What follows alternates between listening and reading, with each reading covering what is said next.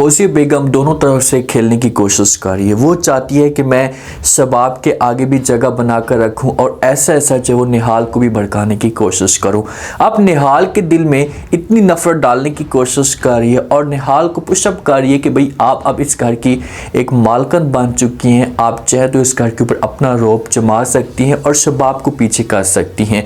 अब निहाल के पास ऑप्शन क्या बचा है? निहाल किस तरह से जवार शाह को शबाब से दूर करने की कोशिश करेगी, क्योंकि अब निहाल के ऊपर जुल्म होना स्टार्ट हो चुके हैं। हर बंदा इसके साथ नफरत करेगा और कोई भी इसकी शक्ल तक नहीं देखेगा। तो निहाल ये जुल्म बर्दाश्त कर करके ऐसा ऐसा इसका जो दिल होगा ये पत्थर बन जाएगा। नेक्स्ट एपिसोड के अंदर क्या ट्विस्ट पैदा होगा, जो शबाब है इसे जवार शाह को मजबूर करने की कोशिश करी कि आप जैन निहाल के पास सुहागरात मनाएं और उसके बाद फिर बच्चा इस दुनिया में लाएं। तो क्या जवार शाह सब कुछ करने के लिए तैयार हो जाएगा? शबाब है ना, शबाब ने सिर्फ और सिर्फ मकसद के लिए शादी करवाई थी और शबाब को इस बात का अंदाज़ा हो चुका था कि भाई निहाल के अलावा मेरे पास कोई भी अच्छा ऑप्शन मौजूद नहीं है। अगर इस घर के अंदर जवार शाह की शादी किसी और लड़की के साथ हो जाती तो जो शबाब की वैल्यू थी इससे कम होना शुरू हो जाती। शबाब को ये सब कुछ लगता था, तो इसी वजह से इसने निहाल को जो सेलेक्ट किया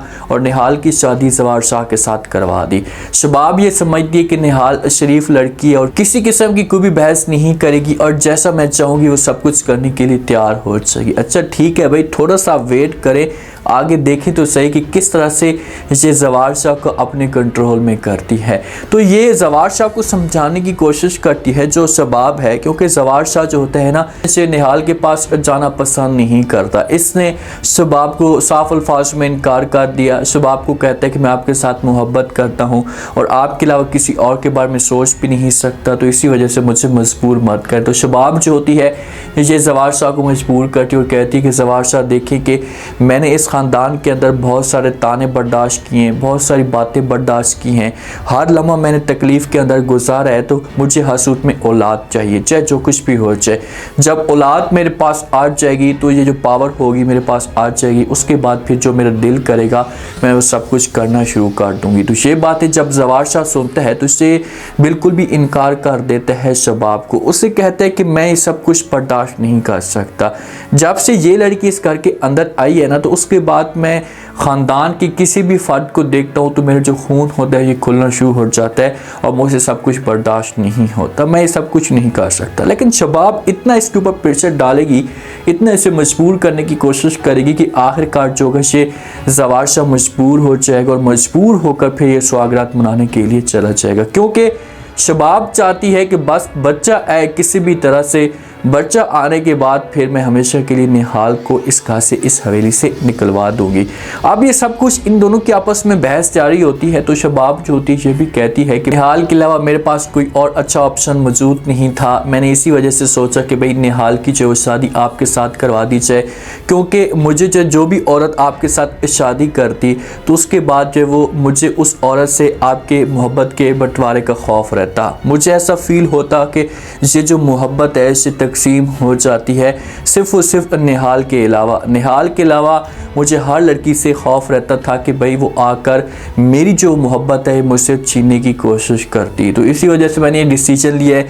अब आपकी अपनी मर्जी है कि आपका जो दिल करता है वो करें। तो ऐसा ऐसा जो जवार शाह होगा ना ये समझना शुरू कर देगा कि यार जो कुछ भी शबाब कह रही है चलो ठीक है, मैं इसको खुश करने के लिए जो इसकी बात मान लेता हूँ। हाल जो होती है अपनी रूम के अंदर मौजूद होती है, जिस रूम के अंदर इसे बैठाया जाता है और इसे बताया जाता है कि ये आपका रूम है। जिस वक्त रूम के अंदर बैठी होती है तो फौजिया बेगम इसके पास आती है। फौजिया बेगम बड़ी चालाकी के साथ गेम करने की कोशिश कर रही है।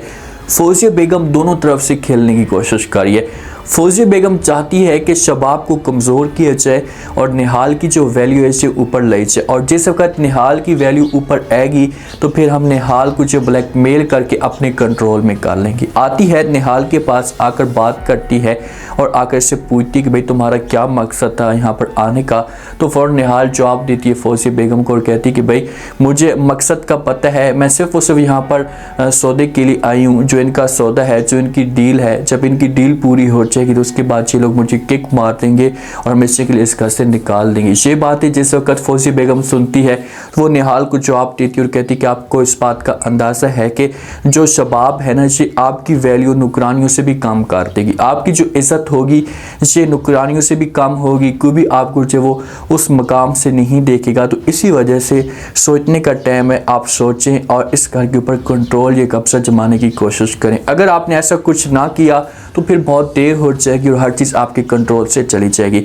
ये शबाब के ख़िलाफ़ कर रही है निहाल को। ये चाहती है कि निहाल जो ना थोड़ी सी आगे आए और बीवी होने का हक अदा करे, सिर्फ और सिर्फ आए जवार शाह के पास, जवार शाह के क्लोज हो, बात करने की कोशिश करे, उसका साथ दे, ताकि जवार शाह जो है ऐसे शबाब से दूर होना शुरू हो जाए। इनका मकसद सिर्फ और सिर्फ यही है कि ऐसा शबाब की जो वैल्यू है इस घर के अंदर कम होना शुरू हो जाए। जब शबाब की वैल्यू कम होगी तो फिर सारा जो इख्तियार होगा इसे हमारे पास आना शुरू हो जाएगा।